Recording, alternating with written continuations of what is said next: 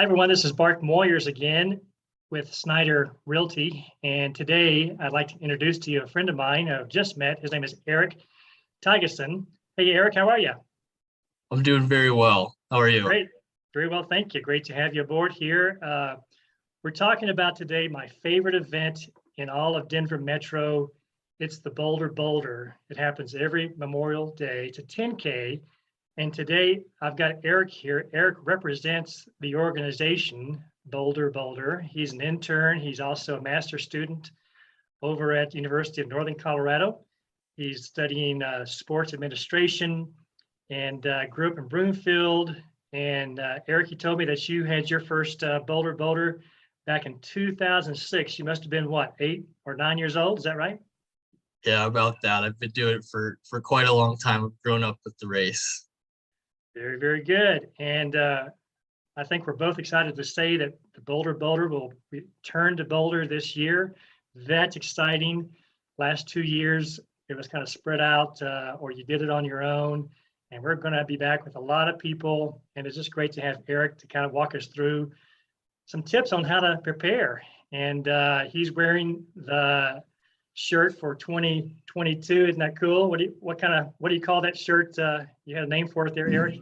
This one's the Navy flag iron shirt. So when you're looking at the packages, you like this one, this is the one to go to. Very cool.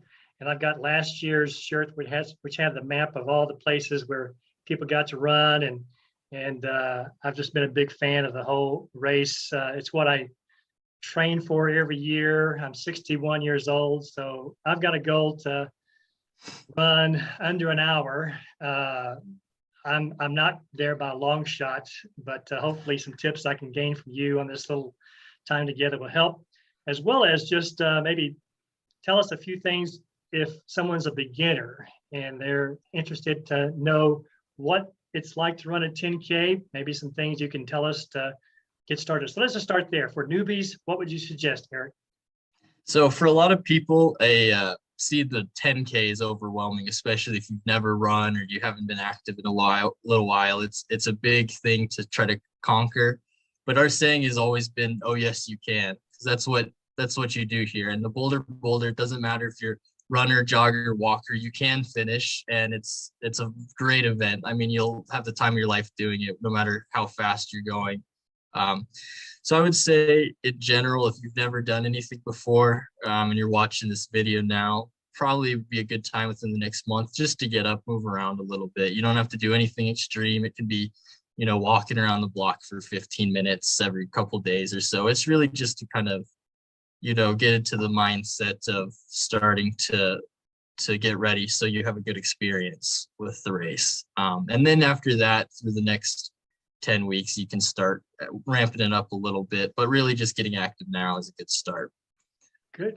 When we're 10 weeks out for a newbie, what would you suggest? Are there plans that people can follow to get us ready? Absolutely. Yeah, there's plenty of plans online if you ever wanted to take a quick look at it. What I would personally say is try to set a goal of 3 days a week of kind of ramping up a little bit. And this is running, walking, or jogging. So no matter what your goal is, but what you do, maybe Monday, take a 20-minute walk, Wednesday, 20 minutes, Friday, 20 minutes, and that's your week 1. And that's all you have to do. It's very easy. It's very accessible to get into. And then as you go through the weeks, you maybe add 5 or 10 minutes of exercise each time. So week 2, 25, 30 minutes. And then eventually you'll get up to, week 5 or 6, where could be 45 minutes to an hour that you're doing exercise. And it doesn't have to be intense or anything. It's really just getting your body and mind kind of prepared for it. And it's anybody can do it. You'll see the pictures online. We've got all sorts of folks. So it's good for that. Well, it's got to be the funnest run in America. I mean, so many people come out, their neighbors there in Boulder. You've got Elvis, you've got the belly dancers, you've got the bacon, you've got the slip and slide, and then you get to finish running in Folsom Stadium, and everyone's clapping for you. I've run it with friends, I've run it with my family, and it's just been an amazing experience. My first time to run was 2010, and I just had fun then. I have fun now training for it. This is something I really look forward to. So if you're a guy like me who has been in the runs in the past, but you just want to do a little bit better this time, maybe want to take a route that's, well, everyone takes the same route, but at the end of the day, take a faster approach, what would you do? Maybe there's running, maybe there's some lifting. I don't know. Help me out there, Erik. What would you do? Yeah, so for everybody, whether you're trying to go fast or just finish, it's going to be the same starting thing, maybe 3 days a week doing the exercise. And I'd say a general good rule of thumb is you want to be at a point where you can still speak normally without it being difficult because you're out of breath. That's kind of a good benchmark for where your cardio is at. And if you're going faster, it's all about cardio. So yeah, starting out 3 days a week, 20-25 minutes just doing walking, running. After a couple weeks, you can integrate some other things. So my personal favorite is swimming. Swimming is probably one of the best ways there is to get your cardio up, and doing that for 20 minutes, maybe interspersed in between your jogging days. So say you could do 45-minute run Monday, Wednesday, Friday, and then on Tuesdays you're taking a half an hour to swim laps for a little bit.